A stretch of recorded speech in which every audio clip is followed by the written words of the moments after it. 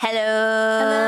Hello. Hi, my name's Jenny, and I bake cakes. This is my baking business. Oh yeah, I'm a nightmare, and you're my dream come true. No matter where I go, I'll run sweet just to you. I have always been interested in baking, and I have always been an artist. I was hired about 5 years ago between tours, I'm a musician, to decorate sugar cookies at a really fun bakery in town. Shortly after that, I became the primary baker there and was kind of self-conscious about my lack of professional baking training. I have an MFA and a BFA in illustration, and I feel that they come in handy a lot with what I'm doing. I lean on that education to help me decide on colors and design and just a level of finish that I feel good about. I'm an artist and I work in 2 and 3 dimensional mediums, and I think cake is kind of my favorite medium at the moment. Now that I've told you a little bit about myself and my background, let me show you what goes into making one of these cakes. Where the world works sometimes, but I can't imagine being angry with you. One of the important steps is leveling a cake. So I've got this guy that I baked. You want to center your cake on your turntable, and then here's how I level a cake. I use toothpicks and I hold it up to the side of my cake, and I want to see kind of where the shoulders happen. That's where like it starts to curve, because I want this cake to be as tall and delicious as possible. So then I'm making a mark on my toothpick at where I kind of think the shoulders are, and then I use that to help me mark this guy off.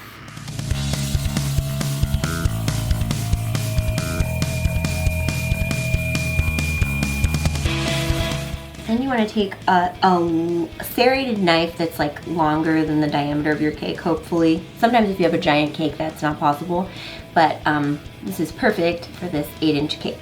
And then I'm resting the knife on the toothpicks.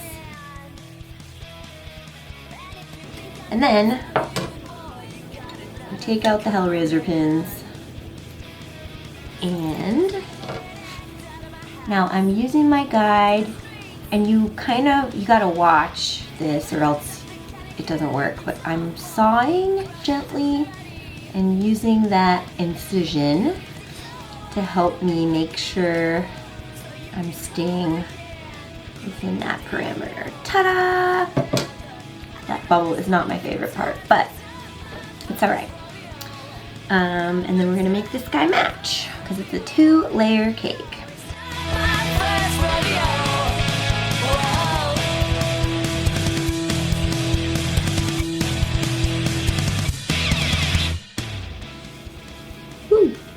All right, so now we're going to crumb coat and fill this guy. So I put down a little glue, which is frosting. Kind of get that going. And then we take one of our layers. This is important. Take the parchment off the back. And then center that on your board. I can't tell if anything's centered until I spin it, so you gotta do that. Seems pretty good. All right, this cake has a buttercream filling and crumb coat, which is pretty handy, so we're gonna do it all at once. This is delicious, homemade, top secret recipe buttercream frosting. And then you wanna fill in any gaps, level it out. If this isn't level, you might end up with a unlevel cake. Feels good to me. No matter how many layers of cake you want to have like the top, you want to flip upside down so you get this guaranteed nice flat top. Just gonna help us out later. I'm gonna make sure we're stuck to our board and make sure we have some frosting at the top here.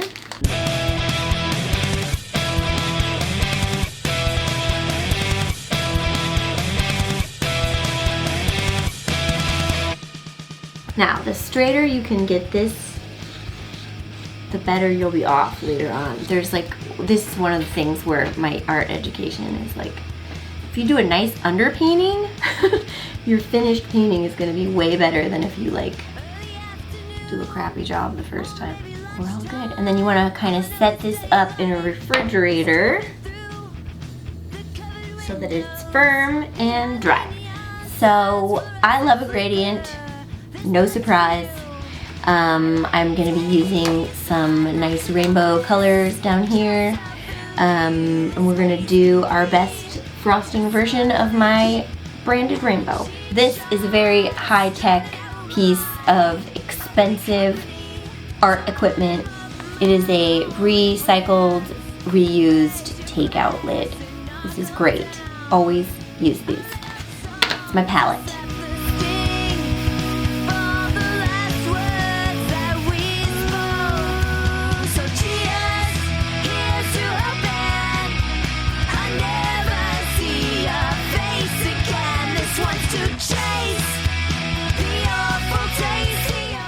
Looking pretty good. Okay, I like it. Now I just want to make it super clean and crisp. So this is called a bench scraper. This is an actual real pastry tool, but it also is the best way to get a nice clean cake edge because it's metal, it's kind of thick. As long as you don't drop it or bump it on anything, you're gonna have a nice straight edge. Cheap shots, drowning out my ugly company. So line 'em up, my lonely friends. Raise your glass and knock 'em down. I let out salt to set the sting from the last words that we spoke. So cheers.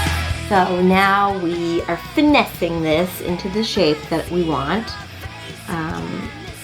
It's been in the fridge a little bit, so it's a little bit sturdier than when we last saw it.